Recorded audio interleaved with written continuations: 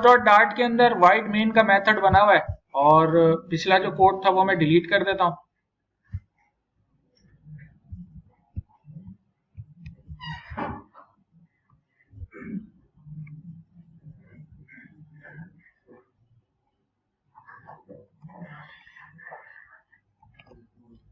ये लेंगे, इसको हमने कर दिया welcome to classes and objects.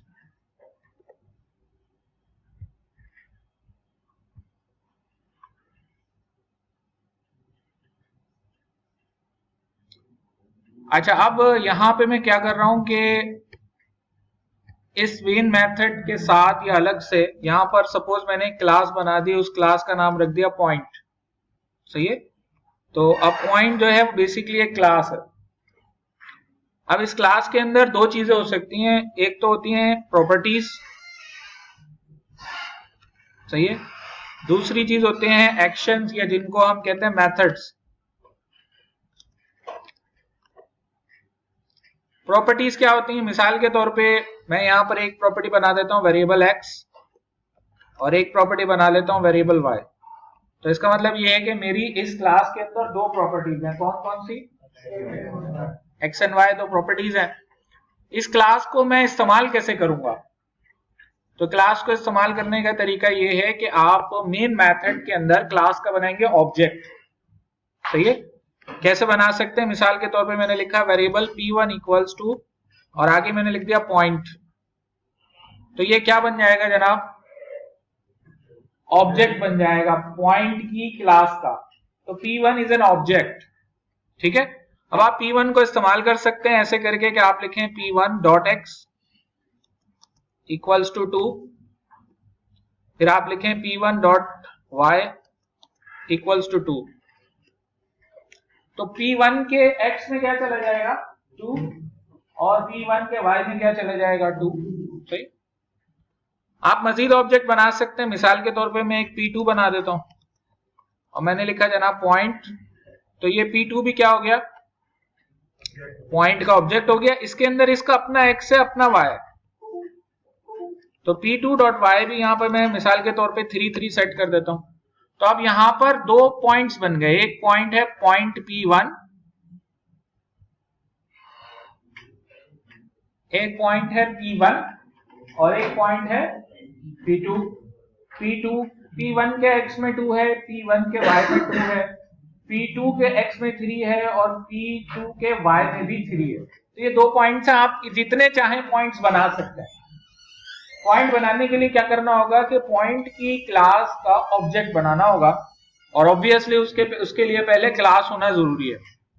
अच्छा, अगर मैं यहां पर कोई चीज प्रिंट करवाना चाहता हूं, मिसाल के तौर पे अगर मैं लिखता हूं प्रिंट और प्रिंट में लिखता हूं कि जनाब p1 पॉइंट x इज, और यहां देखिए मैंने प्लस करके लिख दिया p1 डॉट x। तो ये p1 के x की वैल्यू प्रिंट कर देगा। सही है, और अगर मैं इस लाइन को कॉपी कर लेता हूं तो इसी तरीके से मैं p1 के y को भी प्रिंट करवा सकता हूं। इस कोड को रन करके इसका आउटपुट चेक करते हैं जनाब।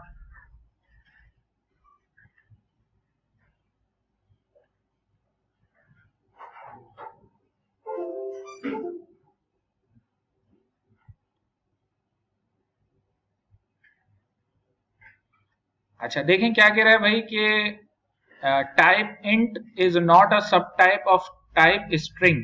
लाइन नंबर 12 पे एरर आ रहा है। तो आप बता सकते हैं कि भाई क्यों एरर आ रही है?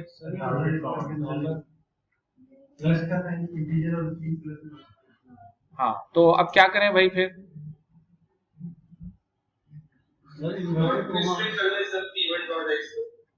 क्या कर दो?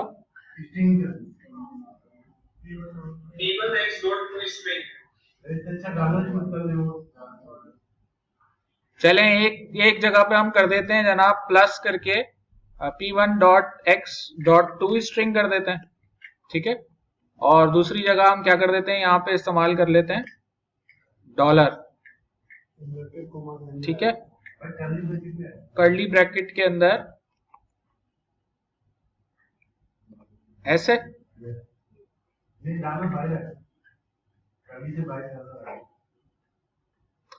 अबे लानत भेजो यार। ठीक है, टू स्ट्रिंग कर लो। ठीक है, तो आउटपुट आ जाएगा, ये आ गया भाई आउटपुट। तो P1.x इज 2 और P1.y इज 2। सही है। अच्छा, अब हमें ये तो पता चल गया कि भाई ये दो वैल्यूज सेट हुई थी। अगर आप P2 की प्रिंट करवाना चाहते हैं तो P2.x P2.y करेंगे तो ये काम हो जाएगा। तो क्लास पॉइंट जो हमने बनाई है असल में इसके अंदर दो पॉइंट्स हैं x और y। आप ये भी कर सकते हैं कि यहां पर एक मेथड बना दें। ठीक है, वो मेथड किस तरीके का होगा, देखिए मैं एक मेथड बना रहा हूं void, और इस मेथड का नाम मैं रख रहा हूं प्रिंट डिटेल्स। सही है, प्रिंट डिटेल्स के मेथड के अंदर ये जो लाइनें हैं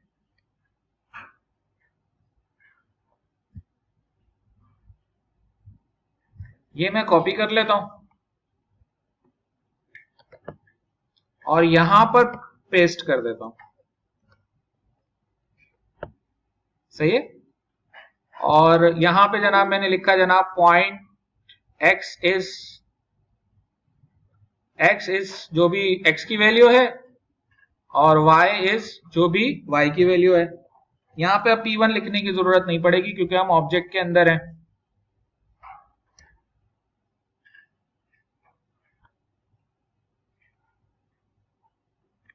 ये हमने क्या बना दिया, एक मेथड बना दिया प्रिंट डिटेल्स के नाम से।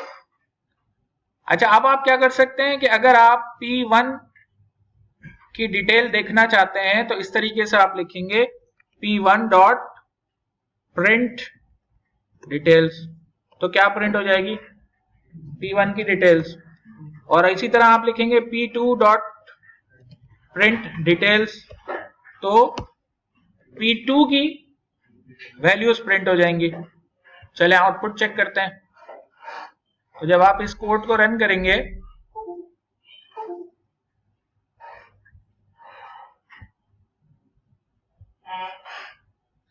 तो आप देख रहे हैं कि ये आउटपुट नजर आ रहा है x is 2, y is 2, x is 3 and y is 3। ठीक है, अब मजीद इसके अंदर ये चीज हो सकती है कि हम यहां पर मजीद चाहें तो मेथड्स बना सकते हैं, या हम चाहें तो मजीद इसके अंदर। जी, तो बात हमारी हो रही थी कि पॉइंट हमने बनाया, पॉइंट के अंदर हमने क्या रखे, दो वेरिएबल्स रख दिए पॉइंट क्लास के अंदर x और y, और एक मेथड रख दिया। अब ये जो x और y दो वेरिएबल्स हैं इनको इनिशियलाइज करने के लिए हमने क्या किया था कि यहां पर जाके p1.x कर रहे थे या p1.y कर रहे थे। तो इसका एक तरीका ये हो सकता है कि आप यहां पर क्लास के अंदर एक और चीज बनाएं which is called the constructor of the class. यानी क्लास के अंदर एक तो उसकी प्रॉपर्टीज होती हैं, एक उसके मेथड होते हैं, लेकिन क्लास में एक स्पेशल टाइप का मेथड होता है जिसको हम कहते हैं कंस्ट्रक्टर। कंस्ट्रक्टर क्या होता है, इसका नाम और क्लास का नाम सेम होता है। इसमें दो पैरामीटर्स होते हैं, जैसे हम यहां पर x, y ही बना लेते हैं। इसका काम क्या होगा कि जब हम इसको कॉल करेंगे तो ये जो ऊपर वाला x है इसके अंदर ये पैरामीटर वाला x पास कर देगा। ये दिस इसलिए मैं लिख रहा हूं कि दिस से मुराद मैं इसको एक्सेस करना चाह रहा हूं। अगर आप यहां x लिख दें, यहां y लिख दें, उससे कोई फर्क नहीं पड़ता, बस यहां पे आपको x लिखना पड़ेगा और यहां y लिखना पड़ेगा। सही है, दिस से मुराद ये होती है कि उस क्लास के अंदर रहकर जब आप उस क्लास की किसी प्रॉपर्टी को एक्सेस करना चाह रहे होते हैं तो दिस करके एक्सेस कर लेते हैं। ठीक है, अब इससे फायदा क्या होगा, ये जो कंस्ट्रक्टर मैंने बनाया है इससे क्या फायदा होगा जनाब, तो इससे फायदा ये होगा कि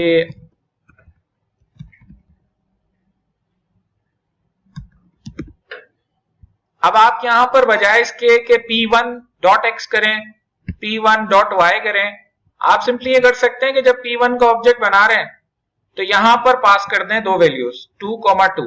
तो ये 2 कहां चला जाएगा x में और अगला 2 कहां चला जाएगा y में। फिर यहां पे भी जो दूसरा आप ऑब्जेक्ट बना रहे हैं पॉइंट का, तो यहां पे भी 3,3 पास कर दें, तो इसके x में 3 चला जाएगा और इसके y में भी 3 चला जाएगा। रिजल्ट अभी भी वही आएगा जो पहले आ रहा था, यानी 0.1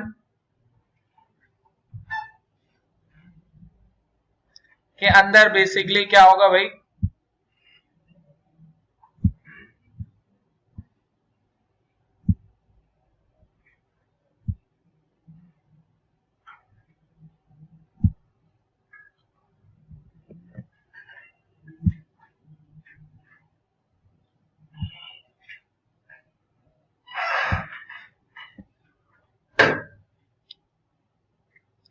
.1 के x में जनाब 2 होगा, 0.1 के y में 2 होगा, 0.1 के x में 0.2 के x में 3 होगा, जबकि 0.2 के y में 3 होगा। ठीक है, तो यहाँ पे 3 चीजें मैंने आपको बता दी कि एक क्लास के अंदर प्रॉपर्टीज होती हैं, एक क्लास के अंदर मेथड होता है और एक क्लास के अंदर कंस्ट्रक्टर होता है। ठीक है, तो अब जब आप अगर आप dart.def के अंदर आकर ये वाला पेज जो है उसको स्टडी करें क्लासेस वाला, तो अब आपको ये बात समझ में आएगी कि बेसिकली पॉइंट हमारे पास एक क्लास है, असर्ट जो है ना एक मेथड समझ लें इसको, वो क्या है कि इसमें हम कोई भी कंडीशन कोई चीज की पास कर देते हैं तो ये उसका आउटपुट आपको बता देता है, यानी ये बताएगा कि p.y = 2 है या नहीं है। ठीक है, चेक करने के लिए असर्ट करने का फायदा ये होता है कि ये कंपाइल में पहले नहीं होता है और ना ये रन टाइम पे एरर देगा। ठीक है, मतलब जब आप इसको प्रोडक्शन में रन कर रहे होंगे ना तो उस वक्त ये प्रॉब्लम नहीं करेगा। जैसे कमेंट होता है ना, तो आउटपुट चेक करने के लिए असर्ट हम इस्तेमाल कर रहे होते हैं ड्यूरिंग दी डेवलपमेंट। ठीक है, ये एंड में आपको परेशान नहीं करता। तो आप देखिए यहाँ पे क्या है कि ये कुछ कोड है। अच्छा, अब ये वाला जो कोड है इसमें असल में जो पॉइंट की क्लास इस्तेमाल हो रही है वो ऑलरेडी डार्ट में डिफाइंड है। सही है, यानी सपोज ये तो क्लास मैंने बनाई है, सही है, मैं इस क्लास को इस्तेमाल नहीं करना चाहता या इसमें मजीद चीजें ऐड करना चाहता हूं, तो मैं ये कर सकता हूं कि इस क्लास को कर दूं मैं डिलीट। तो आप देखें उसके नतीजे में क्या होगा, यहां पर आ जाएगा एरर। सही है, ये काम कर लें, ये सारा कोड मैं कॉपी कर रहा हूं और इसको हम जरा अपने पास कहीं स्टोर कर लेते हैं ताकि मैं आपके साथ शेयर कर दूं।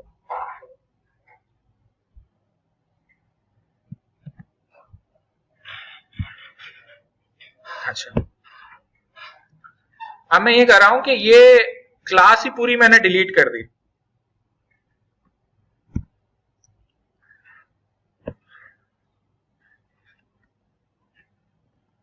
और जब क्लास डिलीट कर दी तो जाहिर है इसको समझ नहीं आएगा कि ये पॉइंट क्या चीज है। तो डार्ट के अंदर हमें एक लाइब्रेरी मिलती है मैथ के नाम से, उसमें ये पॉइंट की क्लास पहले से मौजूद है। तो उसको कैसे इस्तेमाल कर सकते हैं आप देखिए, आप इस पर माउस लेकर आएंगे, ये आपको बता रहा है क्विक फिक्स पे चले जाएं तो ये पूछेगा कि भाई ये डार्ट मैथ वाली लाइब्रेरी इंपोर्ट कर लें क्या। आप यहां पे क्लिक कर दें तो ये खुद ही इंपोर्ट कर देगा, या आप डायरेक्ट भी लिख सकते हैं, आप डायरेक्ट ऊपर लिखते हैं इंपोर्ट डार्ट मैथ, तो ये मैथ वाली लाइब्रेरी यहां आ जाएगी जिसमें ऑलरेडी ये पॉइंट की क्लास मौजूद है। और ये वाली जो पॉइंट की क्लास है इसमें बहुत सारी फंक्शनैलिटीज हैं, यानी इसकी अगर आप डॉक्यूमेंटेशन में जाएंगे तो इसमें बेतहाशा मेथड्स हैं और चीजें डिफाइन हुई हैं और ये जेनेरिक है, यानी कि इसको डिफरेंट टाइप्स के लिए आप इस्तेमाल कर सकते हैं। तो लिहाजा अब ये पॉइंट की क्लास यहाँ मौजूद है, अब आप बड़े आराम से जो है वो इसको चाहें तो चेक कर सकते हैं। जैसे यही वाला जो कोड है जो कि यहां पर हमें नजर आ रहा है, ये चेक कर सकते हैं, या डिस्टेंस निकाल सकते हैं बिटवीन पॉइंट 1 एंड पॉइंट 2। तो डिस्टेंस 2 का मेथड ऑलरेडी पॉइंट की क्लास में डिफाइंड है, तो डिस्टेंस मुझे अगर निकालना है तो मैं इस तरीके से निकाल सकता हूं। मैंने लिखा डबल और फिर मैंने कहा डिस्टेंस, और फिर मैं क्या करता हूं जनाब, मैं लिखता हूं P1 डॉट डिस्टेंस 2 और उसमें P2 पास कर दिया। सही है। उसके बाद जब मैं यहां पर प्रिंट करवाऊंगा डिस्टेंस को, तो ये डिस्टेंस को प्रिंट कर देगा और हमें पता चल जाएगा कि भाई क्या डिस्टेंस है बिटवीन पॉइंट 1 एंड पॉइंट 2।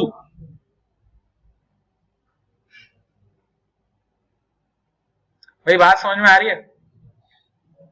तो पहले तो हमने अपनी क्लास बनाई थी, फिर हमने डार्ट लाइब्रेरी की बनी बनाई क्लास इस्तेमाल कर ली। ज्यादातर तो हम फ्लटर के अंदर बनी हुई क्लासेस इस्तेमाल कर रहे होंगे, तो इसी तरीके से यहाँ पे भी हमने क्लास इस्तेमाल कर ली, किस नाम की, पॉइंट के नाम की, और फिर डिस्टेंस 2 उस क्लास में पहले से ही डिफाइंड था। वो डिस्टेंस 2 का मेथड हमने कॉल कर लिया, जिसने उन दोनों पॉइंट्स के दरमियान डिस्टेंस निकाला और वो डिस्टेंस हमने प्रिंट करवा दिया। समझ में आ रही बात? ठीक है। तो ज्यादातर यही होता है कि हम बनी बनाई क्लासेस का इस्तेमाल कर रहे होते हैं, फिर वह विजेट्स वगैरह आप कुछ अपने भी बनाते हैं, अपनी भी क्लासेस बनाते हैं, स्टेटलेस या स्टेटफुल वगैरह बना रहे होते हैं, तो वो हम खुद अपने बना रहे होते हैं, लेकिन ये कि बने बनाए बहुत ज्यादा इस्तेमाल करते हैं। तो अगर वापस इसी डॉक्यूमेंटेशन में आ जाए तो कुछ और कॉन्सेप्ट्स हैं जो हमें यहां समझना है। पहली चीज तो ये कि कंस्ट्रक्टर का मैंने आपको बताया। कंस्ट्रक्टर क्या चीज है? Constructor is used to initialize class variables या इंस्टेंस वेरिएबल्स। तो इसमें एक चीज और समझ लें कि ये जैसे मेरे पास ये कोड था ना जो हम लिख रहे थे, तब देखिए कुछ वेरिएबल्स ऐसे होते हैं जो मेथड के बाहर होते हैं और क्लास के अंदर होते हैं। ये वाले जो वेरिएबल्स होते हैं ये कहलाते हैं इंस्टेंस वेरिएबल, या कहेंगे आप क्लास वेरिएबल, क्लास लेवल के वेरिएबल है। अच्छा, कुछ वेरिएबल्स ऐसे होते हैं जो आप चाहें तो किसी मेथड के अंदर बना सकते हैं। वेरिएबल सम, वेरिएबल सम बना दिया मैंने। अब ये वेरिएबल सम कहां बनाया मैंने, नजर आ रहा है आप लोगों को? मेथड के अंदर बनाया, प्रिंट डिटेल दिया। तो this is called a local variable.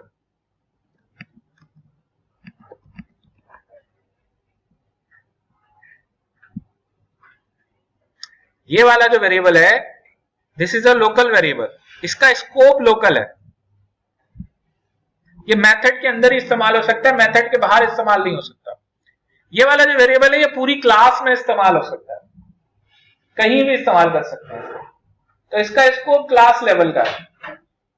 सही है, तो इसको क्लास लेवल वेरिएबल कहा जाता है।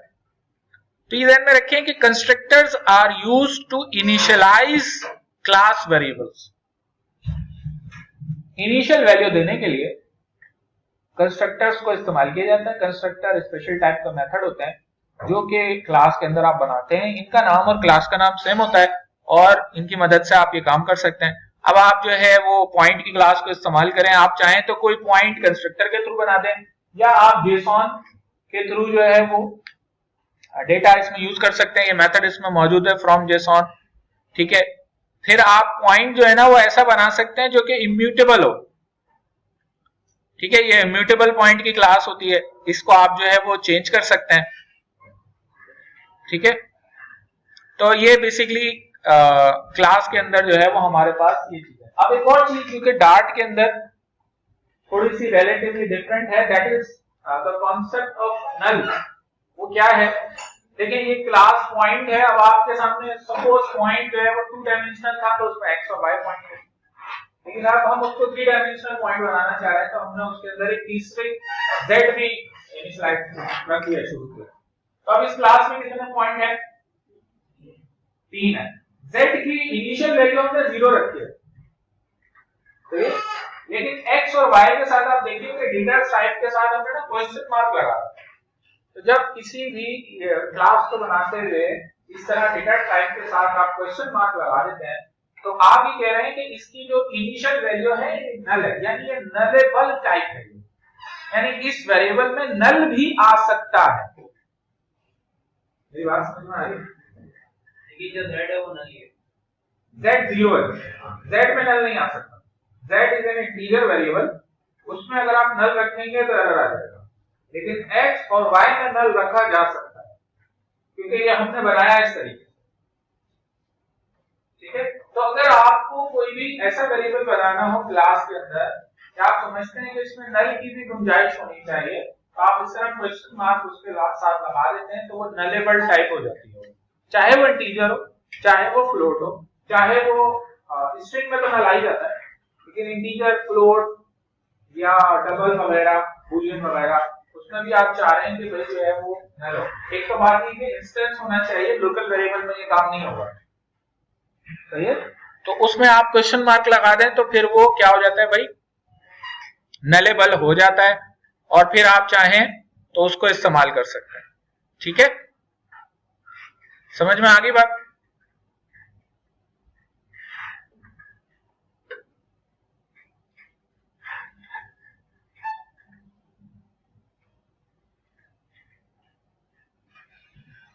अब देखिए ये कोड है, इस कोड को अगर हम समझें तो बात थोड़ी सी और क्लियर हो जाएगी। अब यहाँ पे एक वेरिएबल है इनिशियल x और उसमें क्या वैल्यू डिफाइंड है 1.5, डबल डेटा टाइप का वेरिएबल है, क्लास हमने बनाई पॉइंट और हमने लिखा डबल x और उसमें इनिशियल x की वैल्यू असाइन कर दी, तो x की डिफॉल्ट वैल्यू क्या हो जाएगी 1.5। उसके बाद हमने कहा y equals to this dot x, तो अब ये दिस डॉट x यहां इस्तेमाल नहीं हो सकता भाई, ठीक है, वो आप कंस्ट्रक्टर में इस्तेमाल कर सकते हैं, मेथड में इस्तेमाल कर सकते हैं, इस जगह पे इस्तेमाल नहीं होगा। ठीक है, बाद में जाकर अगर आप करें मेथड में तो कर सकते हैं, लेकिन जो यहाँ चीज में बताना चाह रहा हूं that is not available in the old Java, तो ये है कि आप ये कर सकते हैं कि लेट का कीवर्ड इस्तेमाल कर रहे हैं यहाँ पर, that is called late initialization, यानी लेट लगा देंगे तो वो होगा ये कि जब x इनिशियलाइज होगा तो उस वक्त ये z को इनिशियलाइज कर देगा। ये चीज जो है ना वो नहीं है, क्योंकि डार्ट के अंदर शुरू में आई, वो क्या है that is called late initializer. Concept क्या होता है कि ये काम अगर आप पहले करते हैं ना इस तरीके से कि दिस डॉट x वेरिएबल की इनिशियलाइजेशन में लिखते थे, कॉन्सेप्ट क्या है इस चीज को समझें कि क्लास का बनता है ऑब्जेक्ट, तो ऑब्जेक्ट बनता है तो वो इनिशियलाइज होता है, यानी उसका कंस्ट्रक्टर कॉल होता है। तो अब अगर मैं यहां पर इस लेवल पर कोई क्लास वेरिएबल बना रहा हूं और इस तरीके से दिस डॉट एक्स लिख दूं तो एरर आ जाएगा। ठीक है, तो डार्ट ये कहता है कि अगर आप ये करना चाहते हैं तो आप लेट कीवर्ड के साथ कर लें, उससे होगा ये कि वो भी जब एक्स का क्लास का ऑब्जेक्ट बनेगा, एक्स इनिशियलाइज होगा तो फिर ये इसको इनिशियलाइज करेगा। ठीक है, तो एरर नहीं आएगा। अगर बात समझ में आ गई है तो अच्छी बात है, नहीं समझ में आई तो टेंशन नहीं लेनी है, बस बाज वेरिएबल्स को जब हम लिख रहे होते हैं इनिशियलाइज नहीं कर पा रहे होते तो लेट लिख देते हैं, इसकी हमें जरूरत पड़ती है फ्लटर के अंदर भी।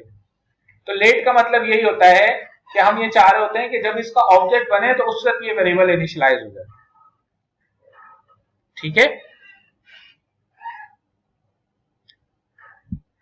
सही है। अच्छा, कंस्ट्रक्टर का मैंने आपको बताया और मेथड का मैंने आपको बताया। अच्छा, बल्कि कंस्ट्रक्टर में कुछ चीजें और है, ये कंस्ट्रक्टर बहुत फ्रीक्वेंटली हम कॉल कर रहे होंगे क्लासेस के। तो डिफरेंट टाइप के कंस्ट्रक्टर्स होते हैं। अगर आप किसी क्लास का कंस्ट्रक्टर बनाते हैं तो बच जाता, नहीं बनाते तो डिफॉल्ट बना हुआ होता है। डार्ट ही कहता है कि आपने जिस तरह कोड लिखा था ना, अभी जैसे हमने लिखा था, ये वाला जो सिंटैक्स है ना, ये वाला सिंटैक्स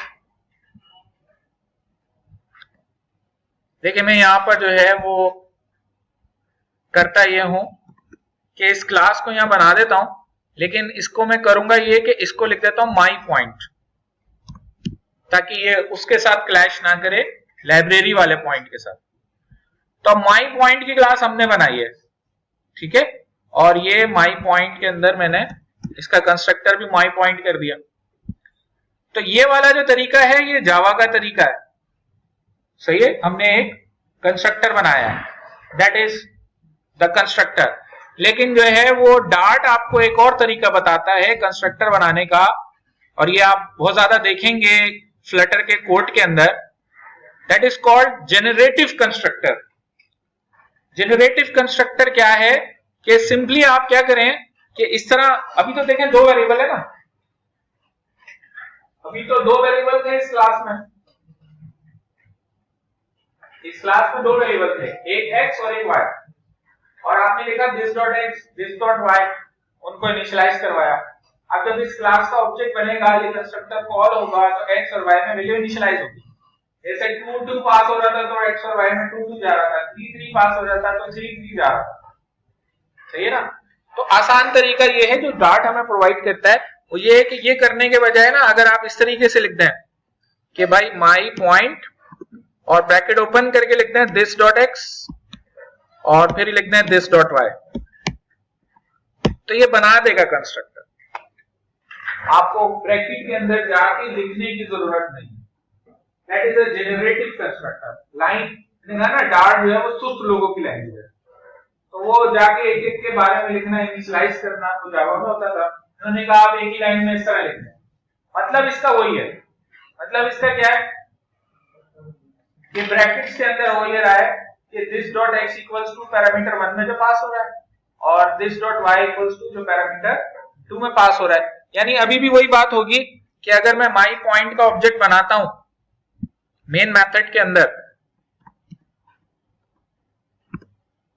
और उसमें कोई वैल्यू पास करता हूं, तो ये 4 जाएगा x में और अगला 4 जाएगा y में। तो ये वाला जो कंस्ट्रक्टर है, ये कौन सा कंस्ट्रक्टर है?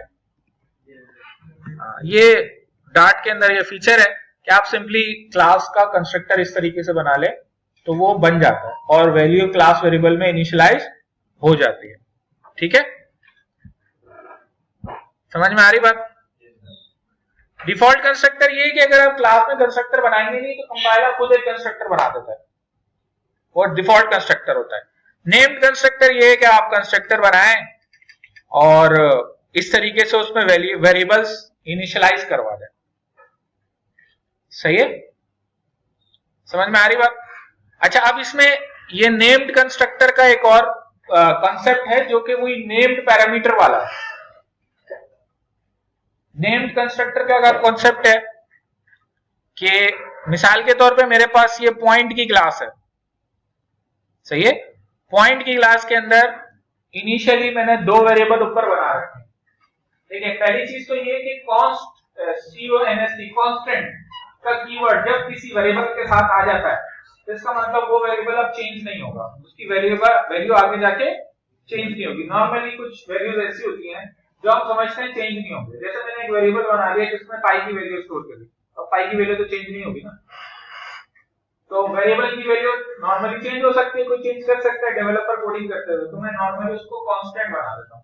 तो मैंने कहा कि भाई x ओरिजिन और y ओरिजिन दो वेरिएबल्स हैं जिनकी वैल्यू मैंने क्या रख दी, 0 रख दी, कांस्टेंट रख दी, दोनों डबल डेटा टाइप के हैं। ठीक है, ये क्लास के अंदर इस्तेमाल हो सकते हैं। क्लास पॉइंट बनाई, उसके अंदर मैंने दो वेरिएबल बना लिए x और y। x भी मेरे पास डबल वेरिएबल है, y भी मेरे पास डबल वेरिएबल है। इसके साथ कीवर्ड लगा हुआ है फाइनल। ठीक है, फाइनल से मुराद ये थी कि इसको मैं इनहेरिट करके चेंज नहीं कर सकता। समझ में आ रही बात? ठीक है, अब इनहेरिटेंस क्या होती है अभी थोड़ी देर में मैं बता दूंगा आपको, लेकिन फिलहाल ये फाइनल हमारे पास कीवर्ड है। अच्छा, अब आपने क्या किया कि ये कंस्ट्रक्टर बनाया इस क्लास का, कौन सा कंस्ट्रक्टर है ये? जेनरेटिव कंस्ट्रक्टर है। क्या करेगा कि जो वैल्यू x में पास होगी वो x वेरिएबल में डाल देगा और जो y में पास होगी वो y में डाल देगा। क्लियर है? ठीक है, अब उसके बाद ये जो नीचे वाला कंस्ट्रक्टर है that is the named constructor. Named constructor क्या है कि कर्ली ब्रैकेट्स करके मैं इनकी कोई असाइन नहीं कर रहा, बल्कि मैंने क्या किया कि इसके आगे कोलन लगाया और फिर मैं कह रहा हूं x equals to x origin, y equals to y origin और फिर सेमीकोलन उसके बाद लगा रहा हूं। ये कहलाता है नेम्ड कंस्ट्रक्टर।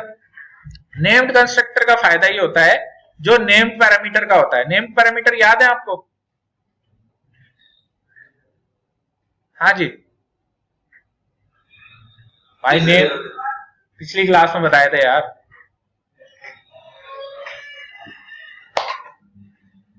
चलो छोड़ो, जाना भेजो यार, भूल गया तो भूल गया। तो नेम कंस्ट्रक्टर क्या होता है कि अगर मैं कोई नेम कंस्ट्रक्टर बना दूं अपनी क्लास के अंदर, तो जो चाइल्ड क्लास होती है इनहेरिटेंस के बाद, वो सुपर क्लास के नेम कंस्ट्रक्टर को इनहेरिट नहीं करती, वो उसी के साथ रहता है। ठीक है, और जाहिर है फिर उसके जो पैरामीटर्स हैं वो आप नाम के थ्रू पास कर सकते हैं। y को पहले पास कर दें, x को बाद में पास कर दें, जैसे कि नेम पैरामीटर वाला कॉन्सेप्ट था। सही है ना भाई? आप लोग थे ना पिछली क्लास में? मैंने जो पिछली क्लास में बताया था, प्रैक्टिस किया ना आप लोगों ने? चलिए कोई बात नहीं, ठीक है, कोई बात नहीं, आप सारे मेरे जैसे हो। तो ये क्या होते हैं भाई?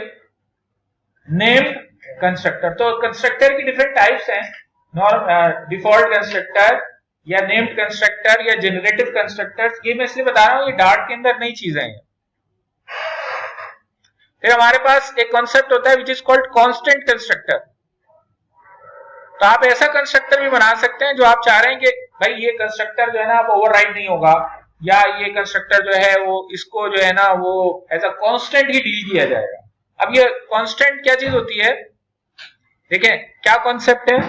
If your class produces unchanging object, आप ऐसे ऑब्जेक्ट बनाना चाह रहे हैं जो चेंज ना हो, ठीक है, तो आप उनका कांस्टेंट कंस्ट्रक्टर बना सकते हैं। कांस्टेंट अगर ये कंस्ट्रक्टर है, जनरेटिव है, इसके साथ क्या लगा दिया तो ये कांस्टेंट कंस्ट्रक्टर बन गया।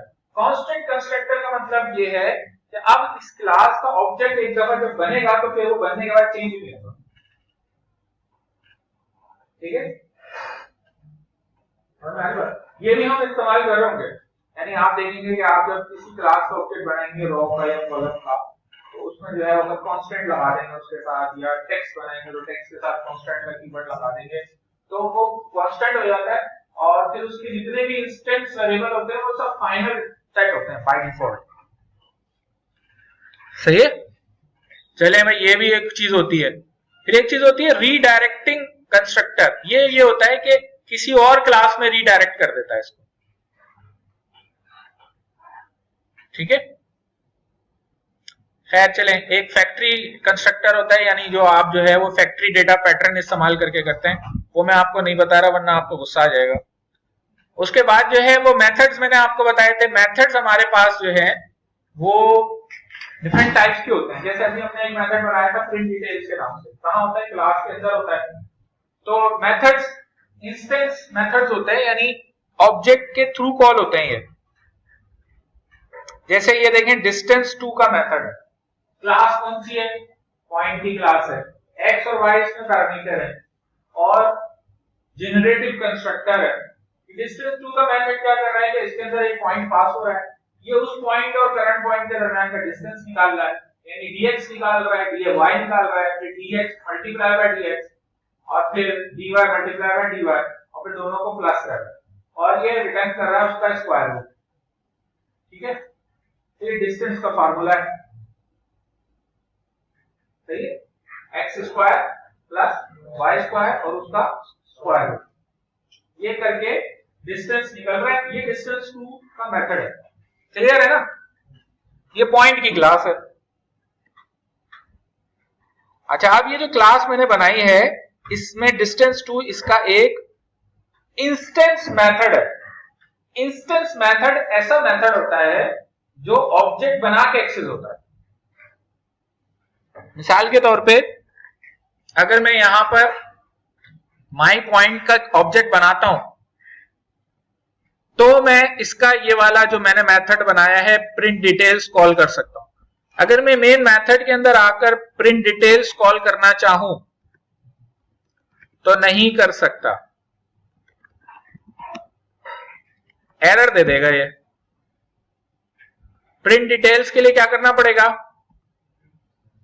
एक वेरिएबल बनाना पड़ेगा, ठीक है, और फिर उस वेरिएबल के साथ डॉट लगा के प्रिंट डिटेल्स कॉल करना पड़ेगा। तो इसको चलें हम इस तरह समझ लेते हैं कि ऐसा मेथड जो किसी ऑब्जेक्ट के साथ डॉट लगा के कॉल होता है, तो वो कौन सा मेथड होता है? इंस्टेंस मेथड होता है। और वो हर ऑब्जेक्ट के लिए अलग अलग कॉल होता है। जाहिर है अब ये प्रिंट डिटेल क्या प्रिंट करेगा कि भाई P3 के x में 4 है और P3 के y में भी 4 है। सही है, ठीक है। तो ये इंस्टेंस मेथड कहलाते हैं।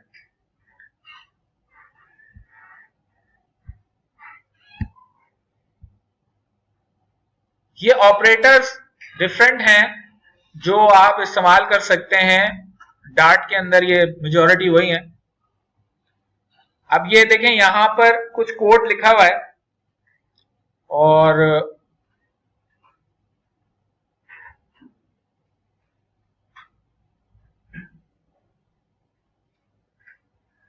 ज्यादातर जो ऑपरेटर्स होते हैं ना वो असल में मेथड्स होते हैं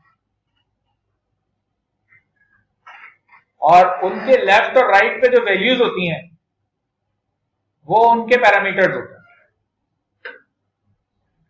यानी आप इस बात को इस तरह समझ लें कि अगर मेन मेथड में मैं लिखता हूं प्रिंट और फिर मैं लिखता हूं 5 इक्वल्स टू 5, तो ये क्या रिटर्न करेगा? ट्रू कहां से आ रहा? तो ये बात समझें कि that is an method, that is an method, that is a method.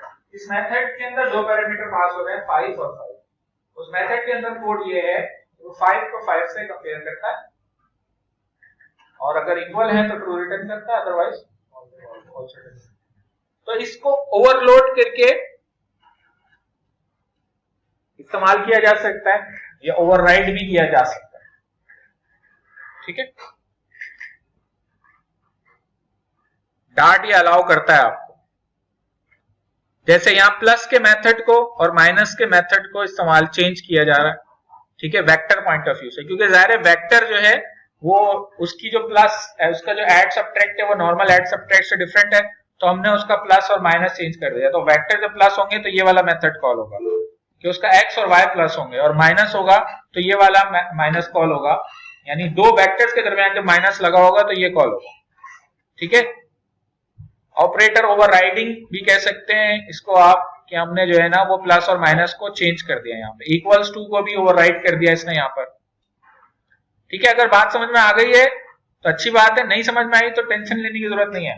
यानी मेन मेथड में अब क्या होगा कि मैंने दो वेक्टर बना दिए। Vector is not a variable, vector is something कि उसमें एक्स और वाई दोनों वैल्यूज हैं। तो अब जब मैं यहाँ पर इस v और w वेक्टर को प्लस करूंगा तो ये प्लस जो है ना ये वो वाला प्लस कॉल होगा जो ऊपर मैंने इस्तेमाल किया, ठीक है। तो नतीजे में ये 4 को 4 में प्लस करेगा और 5 को 5 में प्लस करेगा। बात समझ में आ रही है? यानी x को x में करेगा, y को y में करेगा, ठीक है। नहीं समझ आई टेंशन मत लेना, दफा करो यार, आगे चलते हैं। गेटर सेटर बहुत ज्यादा ये इसलिए मैं कह रहा हूं इसमें टेंशन ना लेंगे, इतना कोई मसला नहीं है। मैं फ्लटर में इतना कोई हम ऑपरेटर ओवरराइडिंग नहीं कर रहे, लेकिन डार्ट अलाउ करता है, ठीक है। अच्छा गेटर सेटर भाई बहुत ज्यादा इस्तेमाल करते हैं हम। गेटर सेटर क्या होता है? Getter setter, getters and setters ये क्या है कि जब भी आप कोई क्लास वेरिएबल बनाते हैं तो उसको एक्सेस कर रहे होते हैं, ऑब्जेक्ट बनाते हैं, तो उसको एक्सेस करने के लिए आप ये चाह रहे होते हैं कि जब आप उसको एक्सेस करते हैं ना तो उसको कहते हैं हम गेट कर रहे हैं, यानी जब उसकी वैल्यू प्रिंट करवा रहे होते हैं तो हम उसको गेट कर रहे होते हैं, और जब उसकी वैल्यू असाइन कर रहे होते हैं, ठीक है, तो सेट कर रहे होते हैं, ठीक है। तो उसके लिए आप गेटर्स और सेटर्स बना सकते हैं। उसके लिए आपके पास जावा के अंदर एक पर्टिकुलर सिंटैक्स है, लेकिन डार्ट थोड़ा सा आसान तरीका देता है। जैसे क्लास है रेक्टेंगल, अब पॉइंट से हम थोड़ा आगे बढ़ के कहां पहुंच गए भाई? रेक्टेंगल पे। रेक्टेंगल के अंदर कितने पॉइंट हैं? 4 पॉइंट है, लेफ्ट, टॉप, विड्थ और हाइट। ये इसका जनरेटिव कंस्ट्रक्टर है जो कि चारों वैल्यूज को इनिशियलाइज करवा रहा है। अब देखिए यहाँ गेटर और सेटर किस तरह बना है, हमने लिखा हुआ है राइट, राइट के लेफ्ट पे क्या लिखा हुआ है? तो ये राइट वेरिएबल का गेटर है, सही है। अब राइट वेरिएबल कहां से आ गया भाई? और राइट वेरिएबल है यहाँ पर, ये नया वेरिएबल बना रहे हैं हम, और हमने यहाँ दो वेरिएबल बना दिए राइट और बॉटम के नाम से। ठीक है, राइट वेरिएबल क्या है कि जब भी ये वेरिएबल को कोई इसकी वैल्यू गेट करेगा तो क्या रिटर्न होगा, लेफ्ट प्लस विड्थ। यानी एक स्पेशल टाइप का हमने वेरिएबल बनाया राइट के नाम से, और ये मैंने बताया था ना आपको क्या करता है ये नहीं ये ऑपरेटर लैम्डा ऑपरेटर है ना, ये क्या करता है यार, अल्लाह को मानो यार आप लोग। एनोनिमस फंक्शन बताया था लास्ट टाइम।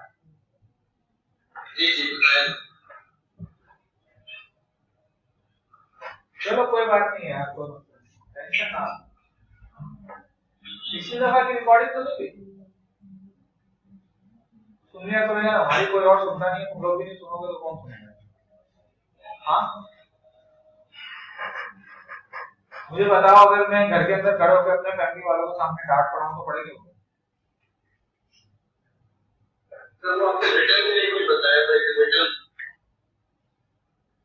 नहीं, मैं आपसे कुछ और कह रहा हूँ, मैं इंतजार कर रहा हूँ, दरखास्त कर रहा हूँ कि मेरी जो रिकॉर्डिंग है वो सुन लिया करें यार, मुझे अच्छा लगेगा हमारी जो रिकॉर्डिंग सुन रहे हैं। ठीक है, तो एनोनिमस फंक्शन मैंने आपको बताया था, एक खास टाइप का फंक्शन होता है।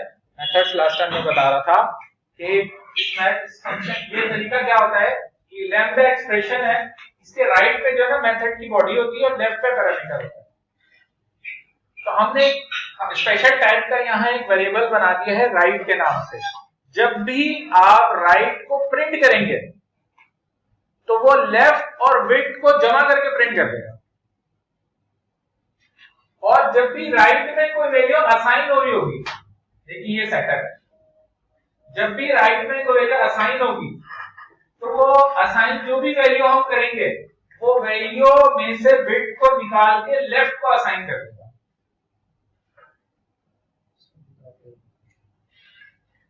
अच्छा, एक दफा फिर बता देते हैं।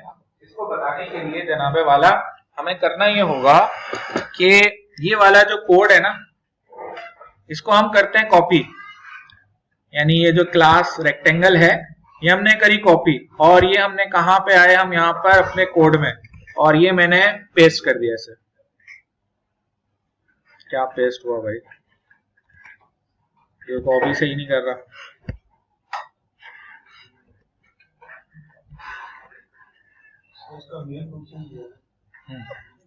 ये यहां कॉपी कर दिया इसने, रेक्टेंगल मेन भी कॉपी कर दिया। चले मेन हमने अभी नहीं देखना।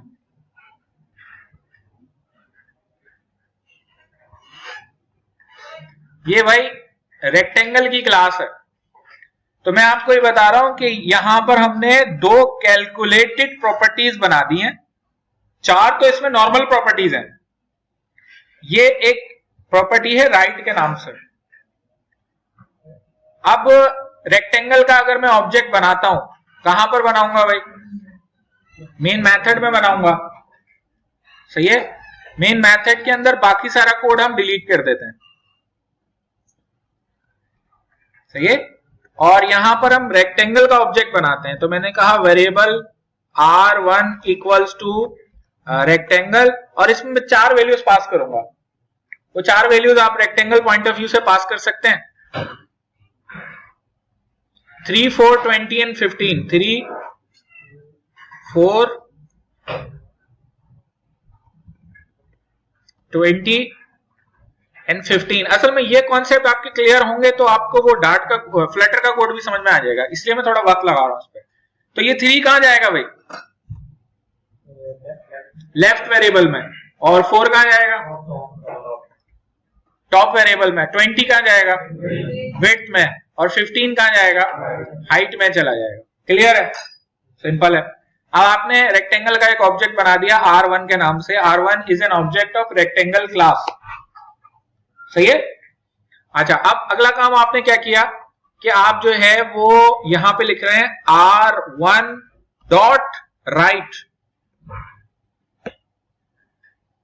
और इसमें आपने कोई वैल्यू असाइन करी या इसकी वैल्यू को प्रिंट करवाया। सपोज पहले प्रिंट करवा लेते हैं, तो हमने ऐसे लिख दिया print R1 dot right.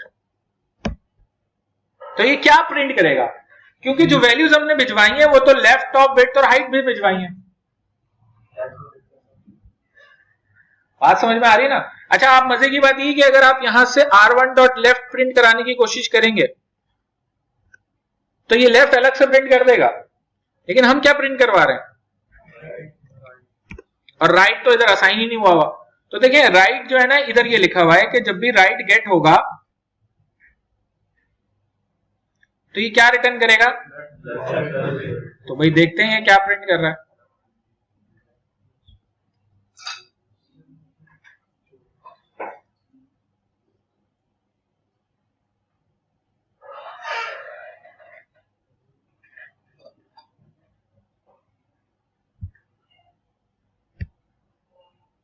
Twenty 23 print कर रहा है ये, लेफ्ट प्लस विड्थ। हाँ, तो राइट प्रिंट करने से क्या प्रिंट कर रहा है ये, लेफ्ट प्लस विड्थ। तो आपने एक ऐसी प्रॉपर्टी बना रखी है जो दो प्रॉपर्टीज को कंबाइन करके इस्तेमाल होगी। अच्छा, अगर मैं रेक्टेंगल का एक और ऑब्जेक्ट बनाता हूं और उसमें वैल्यूज कुछ और दे देता हूं तो जाहिर है उसका राइट कुछ और होगा। बात समझ में आ रही है? ठीक है, तो राइट जो है वो सेटर है और उसका गेटर भी है। अच्छा, अगर मैं बॉटम प्रिंट कराऊंगा तो बॉटम प्रिंट करते हुए क्या प्रिंट करेगा, top plus bottom, top plus height, अगर बॉटम प्रिंट करूंगा तो। बात समझ में आ रही है? और जब बॉटम की वैल्यू सेट करूंगा, अब जैसे अगर मैं मिसाल के तौर पे अगर मैं मेन मेथड में आकर जब मैं राइट को सेट करवाना चाहता हूं तो सेट कैसे होगा, मैं लिखूंगा जनाब r1 डॉट राइट और इक्वल्स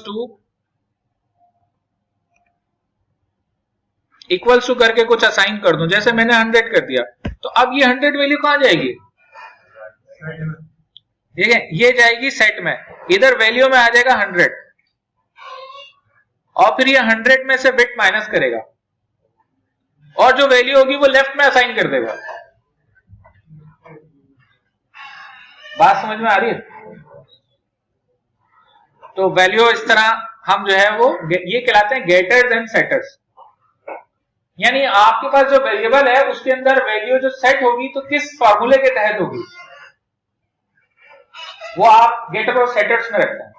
और जब भी कोई वैल्यू गेट होगी तो वो वैल्यू नहीं होगी जो एक्चुअल है, बल्कि आप इनक्रिप्टेड फॉर्म में, मिसाल के तौर पे आज जब पासवर्ड कोई प्रिंट कराए तो आप पासवर्ड को इनक्रिप्ट करके रिटर्न करें, और जब कोई सेट करवाए तो उसको डिक्रिप्ट करके या इंक्रिप्ट करके, ये वाले काम आप कर सकते हैं गेटर सेटर्स के अंदर।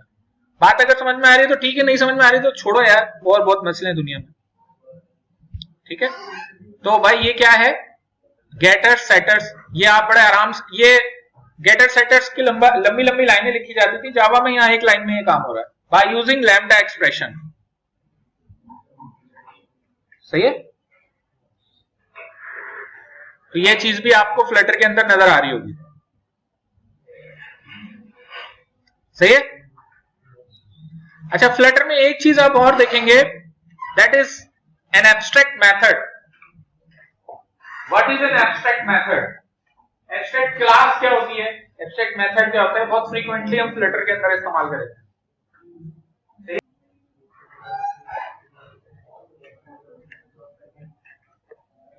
अच्छा जी, अभी जरा मैं कुछ कॉन्सेप्ट्स आपको बता रहा हूं विद रिस्पेक्ट टू इनहेरिटेंस, उसी में ओवरराइडिंग भी बता दूंगा और एब्स्ट्रैक्ट मेथड्स का भी बता दूंगा।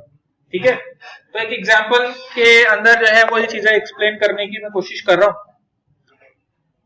क्योंकि ये जो एक्सटेंड का कीवर्ड है ये आप बहुत ज्यादा देखेंगे फ्लटर के अंदर इस्तेमाल होता हुआ। सही है, तो आप देखिए मिसाल के तौर पे मैं यहां पर एक क्लास बना रहा हूं और इस क्लास का नाम मैंने रख दिया शेप। ठीक है, शेप की क्लास है। अच्छा, शेप की क्लास के अंदर हम एक वेरिएबल बना रहे हैं एच के नाम से, यानी शेप में कुछ एजेस हैं तो एज होंगे उसके अंदर कोई ना कोई, और उसके अंदर मैंने एक मेथड बना दिया ड्रॉ के नाम से। अच्छा, ये जो ड्रॉ का मेथड है ये क्या करेगा, ड्रॉ के मेथड के अंदर मैंने कुछ कोड लिख दिया। मिसाल के तौर पे मैंने कहा ड्राइंग शेप, तो ये मेथड क्या करेगा भाई, प्रिंट कर देगा। क्या प्रिंट करेगा, ड्राइंग शेप। इस क्लास को अगर मैं ऑब्जेक्ट बनाना चाहता हूं, मेन मेथड में आके बनाऊंगा, मैं कैसे बनाऊंगा? मैं लिख देता हूं variable sh equals to shape, तो ये शेप का ऑब्जेक्ट बन जाएगा। ठीक है, कंस्ट्रक्टर मैंने इसका कोई बनाया नहीं है, एज में कोई वैल्यू पास होगी नहीं, लेकिन ऑब्जेक्ट बन जाएगा। अभी अगर इसके वेरिएबल को मैं सेट करना चाहता हूं h को, तो sh.h करके मैं सेट कर दूंगा। समझ में आ रही बात? ठीक है ना। लेकिन मैं शेप का ऑब्जेक्ट बना के बस ऐसे छोड़ देता हूं, उसको इस्तेमाल नहीं करता। मैं यहां पर एक और क्लास बना रहा हूं और इस क्लास का नाम मैं रख रहा हूं ट्राइंगल। सही है। आगे देखिए मैं लिख रहा हूं एक्सटेंड्स और फिर मैंने लिख दिया शेप। तो दिस इज कॉल्ड इनहेरिटेंस। क्या कहते हैं इसे? इनहेरिटेंस। इनहेरिटेंस क्या चीज है कि दो क्लासेस के दरमियान पेरेंट चाइल्ड रिलेशनशिप हो। सही है।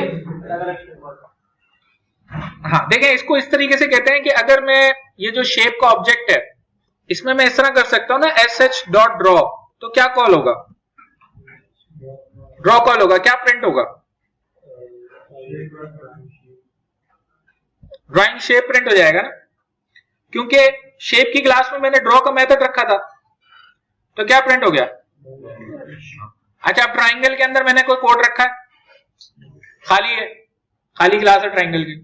मैं क्या करता हूं कि यहां पर जो है वो ट्राइंगल का ऑब्जेक्ट बनाता हूं। मैंने कहा variable t equals to triangle, तो ये ट्राइंगल का ऑब्जेक्ट बन गया। फिर मैं लिखता हूं t डॉट, और मैंने देखें यहां पे ड्रॉ कॉल कर लिया और ड्रॉ कॉल भी हो गया, हालांकि ट्राइंगल के अंदर तो कोई कोड ही नहीं है। तो इस चीज को समझें कि जब आप किसी क्लास को एक्सटेंड करते हैं या किसी क्लास को दूसरी क्लास को पेरेंट बनाते हैं, तो पेरेंट की सारी चीजें चाइल्ड को मिल जाती है, इनहेरिट हो गए। इनहेरिटेंस को उर्दू में कहते हैं विरासत। तो ऑब्जेक्ट ओरिएंटेड या प्रोग्रामिंग पॉइंट ऑफ व्यू से पेरेंट की सारी चीजें चिल्ड्रन की होती है। अच्छा, चिल्ड्रन की कोई चीज पेरेंट की नहीं होती, यानी अगर चिल्ड्रन अपना कोई मेथड या प्रॉपर्टी बनाएगा तो वो पेरेंट के ऑब्जेक्ट को एक्सेस नहीं होगी, लेकिन पेरेंट की जो चीजें हैं वो चिल्ड्रन को एक्सेस हो जाएंगी। तो अगर मैं कोई क्लास बनाता हूं और उसको स्टेटलेस विजिट से इनहेरिट कर लेता हूं, तो स्टेटलेस विजिट की सारी चीजें उसमें आ जाएंगी। या स्टेटफुल विजिट की क्लास है एक्सटेंड करता हूं तो स्टेटफुल विजिट की बन जाती है। इसको हम यूं कहते हैं कि child is a parent. Child is a parent का मतलब ये होता है कि चाइल्ड और पेरेंट में इज अ रिलेशनशिप होता है। यानी अब मैं ये कहूंगा कि ट्राइंगल इज अ शेप। बात समझ में आ रही है? Triangle is a shape. और अगर मेरे पास कोई और क्लास होती और उसको मैं किसी और क्लास से इनहेरिट करता तो उनके दरमियान भी इज अ रिलेशनशिप होता। हम कहते हैं child is a type of parent, यानी दोनों की टाइप सेम है जब इनहेरिटेंस रिलेशनशिप आ जाता है। समझ में आ रही बात? तो पेरेंट की सारी चीजें मिल जाती है, लेकिन इसलिए हम नहीं इनहेरिटेंस करते कि बेसिकली हम जो है ना वो ये चाह रहे होते हैं कि भाई मतलब इसका कोई फायदा नहीं है। असल में होता ये कि child is an improved version of parent, यानी चाइल्ड के अंदर पेरेंट से ज्यादा चीजें होती हैं, तो वही चीजें चाइल्ड में जो पेरेंट में दोबारा से बनाने के बजाय पेरेंट को एक्सटेंड कर लेते हैं और चाइल्ड में नई चीजें बनाते हैं। अब पेरेंट में 5 मेथड थे, चाइल्ड के अंदर आपने 5 बना लिए और 5 उसमें पेरेंट से आ गए, तो चाइल्ड में तो 10 मेथड हो गए, और वो जो 5 पेरेंट में थे वो दोबारा से चाइल्ड में बनाने की जरूरत नहीं पड़ी। यूं समझ लें विंडोज 98 ऑपरेटिंग सिस्टम है, अब विंडोज एक्सपी ऑपरेटिंग सिस्टम है, तो XP operating system is a child of Windows 98। अब विंडोज 11 जो है is a child of Windows 10, Windows 10 is a child of Windows 8। तो हर जो नई चीज आती है वो इंप्रूव्ड होती है पिछले से, क्योंकि पिछली वाली चीजें उसमें होती हैं और उसमें नई चीजें भी ऐड हुई होती हैं, नए फीचर्स होते हैं। बात समझ में आ रही है? ठीक है। तो triangle is a children of shape. तो जाहिर है इसमें ड्रॉ का मेथड है, हम चाहें तो उसी ड्रॉ को इस्तेमाल भी कर सकते हैं या उसको ओवरराइड भी कर सकते हैं बाय यूजिंग ओवरराइड। और ओवरराइड कैसे करेंगे कि यही मेथड एज इट इज हम चाइल्ड में बना दें। This is called method overriding.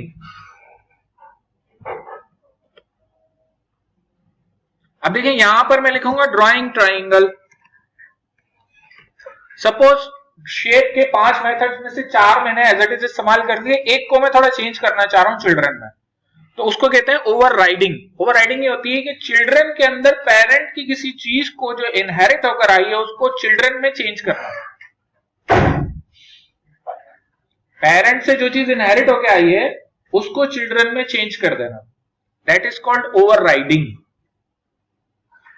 तो अब ये होगा कि अगर मैं ट्राइंगल डॉट ड्रॉ कॉल करूंगा तो लिखा हुआ आएगा ड्रॉइंग ट्राइंगल, और शेप का ड्रॉ कॉल करूंगा तो क्या लिखा हुआ आएगा, ड्रॉइंग शेप। तो आप जब आउटपुट देखेंगे तो ड्रॉइंग शेप भी लिखा हुआ आ रहा है, ड्रॉइंग ट्राइंगल भी लिखा आ रहा है, क्योंकि हमने जो है वो sh डॉट ड्रॉ कॉल किया था, उसके बाद t डॉट ड्रॉ कॉल किया, तो t डॉट ड्रॉ क्या प्रिंट कर रहा है, ड्रॉइंग ट्राइंगल। बात समझ में आ रही है? ठीक है ना। तो ओवरराइड कर लिया हमने पेरेंट के मेथड को।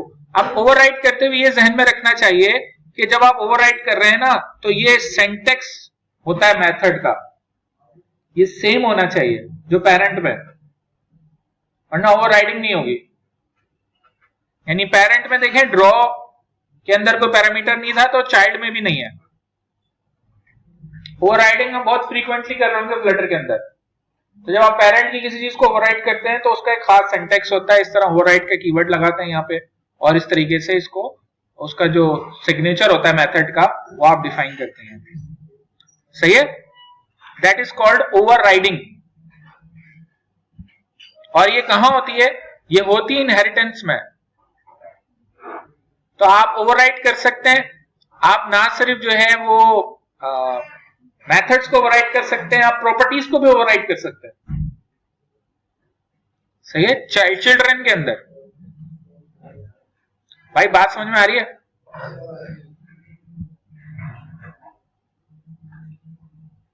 अच्छा, अब इसमें जो है वो अगला जो कॉन्सेप्ट समझना है वो ये है कि सपोज मैंने जो है वो ड्राइंग ट्राइंगल लिखा, और देखें आगे मैं लिख रहा हूं विद एजेस, और फिर मैंने यहां पर सपोज एजेस की वैल्यू प्रिंट करवा दी, तो एजेस डॉट टू स्ट्रिंग कर दिया मैंने। सही है, तो एजेस में क्या वैल्यू है भाई, कुछ भी नहीं है। तो हम करते ये हैं कि ट्राइंगल का यहां बना देते हैं कंस्ट्रक्टर, और कंस्ट्रक्टर के अंदर ये जो एजेस का वेरिएबल है इसमें मैं 3 स्टोर करवा देता हूं। तो एजेस का वेरिएबल यहां एक्सेसिबल होगा।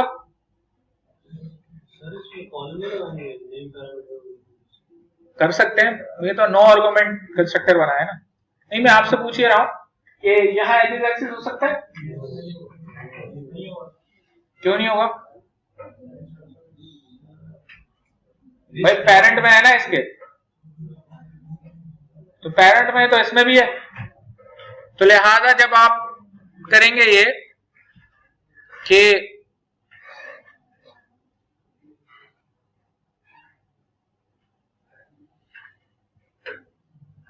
आउटपुट चेक करेंगे तो आपको नजर आएगा, लिखा हुआ आएगा ड्राइंग ट्राइंगल विद एजेस 3, इसका मतलब एजेस में 3 असाइन हो गया।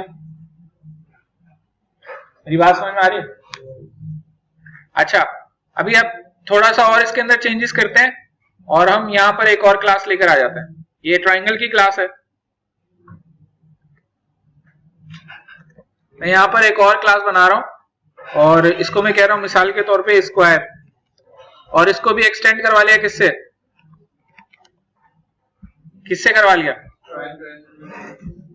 एक्सटेंड किससे करवाया, शेप से, और ड्रॉ के अंदर लिख दिया ड्राइंग स्क्वायर विद एजेस। तो अब अगर मैं स्क्वायर का ऑब्जेक्ट बनाऊंगा तो स्क्वायर भी किसका चिल्ड्रन है, तो square is also a shape.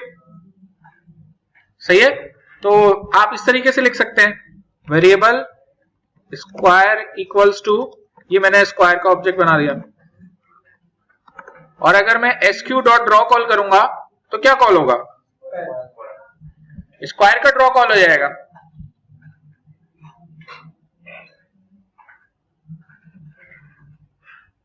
क्या कह रहा है, drawing square with edges 4।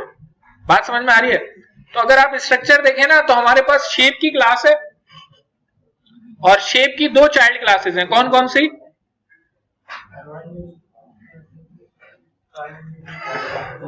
Shape की दो चाइल्ड क्लासेस हैं, कौन कौन सी?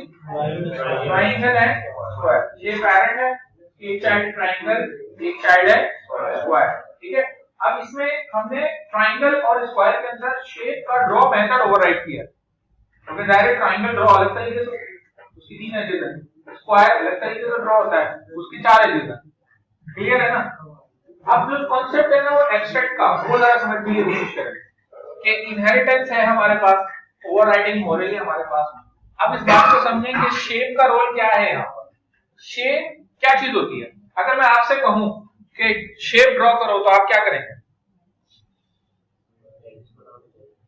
भाई मैं आपसे कह रहा हूं शेप ड्रॉ करो तो आप क्या करेंगे?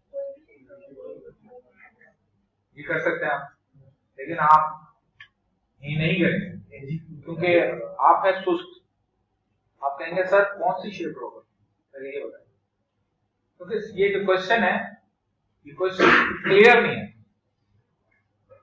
अगर कोई आपसे कहता है शेप ड्रॉ करो तो आपका रिप्लाई होना चाहिए कौन सी शेप ड्रॉ करो, क्योंकि बजाते खुद शेप ड्रॉ नहीं हो सकती। मेरी बात समझ में आ रही? भाई शेप क्या है? शेप तो कुछ भी नहीं है ना। ट्रायंगल शेप है, स्क्वायर शेप है, रेक्टेंगल शेप है, circle is a shape, line is a shape, कोई भी आप फिगर लेकर आते हैं दैट इज अ शेप। लेकिन शेप खुद क्या चीज है? Shape is an abstract term. Abstract is something that cannot be measured, that cannot be calculated, that cannot be drawn. सही है? लेकिन फिर होती क्या है? होती ये है कि it's a class और it's a type, but abstract type. क्या मतलब है? मतलब ये कि हम ये चाह रहे होते हैं कि किस चीज को हम शेप कहते हैं। हम ये कहते हैं कि जो चीज ड्रॉ हो सकती है और इरेज हो सकती है दैट इज अ शेप, और जो चीज ड्रॉ नहीं हो सकती, इरेज नहीं हो सकती, that is not a shape. तो लिहाजा ये रूल इन्फोर्स करने के लिए हम शेप की बनाते हैं क्लास, और उस क्लास को हम बनाते हैं एब्स्ट्रैक्ट क्लास। यानी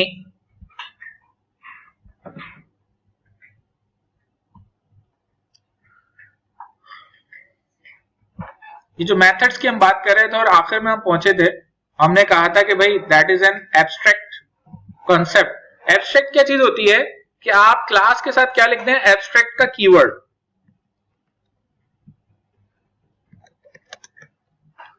और एब्स्ट्रैक्ट क्लास जो होती है उसमें होता है एब्स्ट्रैक्ट मेथड, और abstract method is a method that has no body.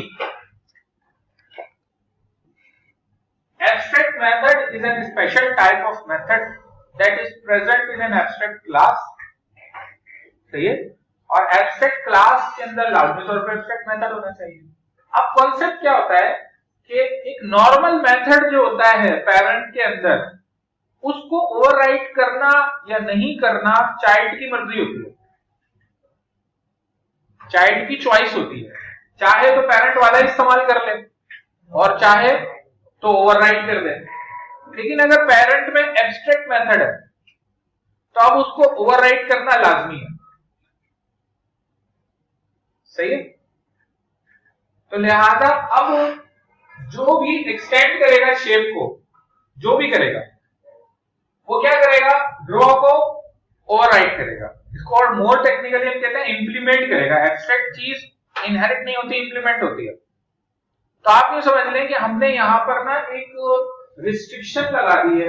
हमने ये कह दिया है कि जिस किसी को भी शेप बनना है उसमें ड्रॉ होने की कैपेबिलिटी होनी चाहिए। जो चीज ड्रॉ नहीं हो सकती वो शेप नहीं है। मिसाल के तौर पे अगर ट्राइंगल जो है उसमें से मैं ड्रॉ का मेथड हटा दूं, आसान अल्फाज में मैं डिलीट कर दूं, तो भाई यहां पर जो है ना कंपाइल टाइम एरर आ जाएगा, और वो क्या कहेगा कि missing concrete implementation of shape dot draw. समझ में आ रही मेरी बात? तो यानी अब शेप को ओवरराइट करना क्या हो गया भाई, लाजमी हो गया, ठीक हो गया। तो एब्स्ट्रैक्ट मेथड जब पेरेंट में डिफाइन होता है तो वो चिल्ड्रन के ऊपर जो है ना जबरदस्ती एक रूल फोकस कर दिया जाता है, इन्फोर्स कर दिया जाता है कि अब आपने इस मेथड को ओवरराइट करना है। तो यानी आप ये कह रहे हैं जो भी शेप बनना चाहता है उसमें ड्रॉ की कैपेबिलिटी होनी चाहिए। अगर मैं एब्स्ट्रैक्ट ड्रॉ भी बना, इरेज भी बना दूं शेप की एब्स्ट्रैक्ट क्लास में, एब्स्ट्रैक्ट मेथड जो होता है उसकी कोई बॉडी नहीं होती है, इस तरीके का होता है ये। तो आप जो भी शेप एक्सटेंड करेगा उसको ड्रॉ को क्या करना पड़ेगा, ओवरराइट करना पड़ेगा, उसकी बॉडी डिफाइन करनी पड़ेगी और फिर वो चाहे तो अपने आप में ऑब्जेक्ट्स बनाया हो। बात समझ में आ रही है? तो shape in as abstract class, और कोई भी चीज जो एब्स्ट्रैक्ट बनाई जाती है वो एम ही नहीं बनाई जाती है, सोच समझ के बनाई। Shape is an abstract, shape is abstract, therefore class of shape is abstract. Triangle कभी भी एब्स्ट्रैक्ट नहीं होगी, बात समझ में आ रही है? ठीक है। तो लिहाजा इस तरीके से आर्किटेक्चर बना हुआ होता है क्लासेस का जो हमारे पास होती है, उसमें हम कुछ चीजों का एक्सटेंड करेंगे। जब आप एक्सटेंड करेंगे स्टेटफुल या स्टेटलेस को, तो कुछ मेथड को इंप्लीमेंट करना लाजमी हो जाएगा आपको, क्योंकि वो पेरेंट के अंदर एब्स्ट्रैक्ट होंगे। अगर इंप्लीमेंट नहीं करेंगे तो एरर आ जाएगा। तो डेवलपर को फोर्स करने के लिए ये मेथड को ओवरराइट करना जरूरी है, उस मेथड को पेरेंट में क्या कर देते हैं, एब्स्ट्रैक्ट। तो फिर चाइल्ड जो है उसको लाजमी क्या करना पड़ता है, उसको ओवरराइट करके उसकी कोडिंग कोड लिखना पड़ता है, फिर वो कोड एग्जीक्यूट होता है। बात समझ में आ रही? ठीक है। तो ये चीजें जो है ना बहुत फ्रीक्वेंटली इस्तेमाल करेंगे फ्लटर के अंदर, कि हम कुछ क्लासेस को एक्सटेंड कर रहे होंगे, उनके एब्स्ट्रैक्ट मेथड को इंप्लीमेंट कर रहे होंगे। उसको न्यू वर्जन कहा जाता है। हाँ, जो चाइल्ड होता है that is a new version of parent. Versioning भी कहते हैं इनहेरिटेंस को, यानी every children should be more smart than parent, every student should be more capable and more successful than teachers. Teacher is a parent class, student is a child class. समझ में आ रही? ठीक है ना भाई, आप लोग मुझसे ज्यादा इंटेलिजेंट है, नहीं है? मसला ये कि आप कंपैरिजन गलत कर रहे हैं, आप अपने आप को इस वक्त मुझसे कंपेयर कर रहे हैं। जब मेरी उम्र में पहुंचेंगे उस वक्त आप मेरा इस वक्त से कंपैरिजन करें, तो जब आप मेरी उम्र में पहुंचेंगे तो आपको मुझसे बहुत ज्यादा नॉलेज होगी उस वक्त। मेरी बात समझ में आ रही? ठीक है। तो स्टूडेंट जो है वो ज्यादा नॉलेज रखता है टीचर से, और ये दैट इज द वे, यानी ये चीज इस तरह पास होती है। तो लिहाजा कुछ तो हो सकता है अभी भी मुझसे ज्यादा इंटेलिजेंट हो, मुझसे ज्यादा नॉलेज हो, पॉसिबल है। ठीक है। तो ये चीज जो है ये इनहेरिटेंस है। तो हम नेक्स्ट क्लास बनाते रहते हैं और इस तरीके से उसको करते रहते हैं। ठीक है जी, सही है। तो ये मैंने कुछ आपको कॉन्सेप्ट्स बताए इनहेरिटेंस के, एब्स्ट्रैक्शन के, कुछ क्लासेस के कॉन्सेप्ट बताएं, ये हम जो है वो इंप्लीमेंट करेंगे। अच्छा, आज मुझे कुछ फ्लटर रिलेटेड चीजें भी बतानी थी तो वो मैं नहीं बता पाया हूं, तो अभी मैं ये करूंगा कि इस वीक जो है एक रिकॉर्डेड सेशन में आधे घंटे का या 40 मिनट के साथ आपका शेयर करूंगा, होपफुली परसों तक कर दूंगा, ट्यूसडे तक, तो वो आप अपने पास इंप्लीमेंट कर दीजिए। ठीक है। बाकी ये मैं भी आपको आज या कल ये चीजें भेज दूंगा। ठीक है।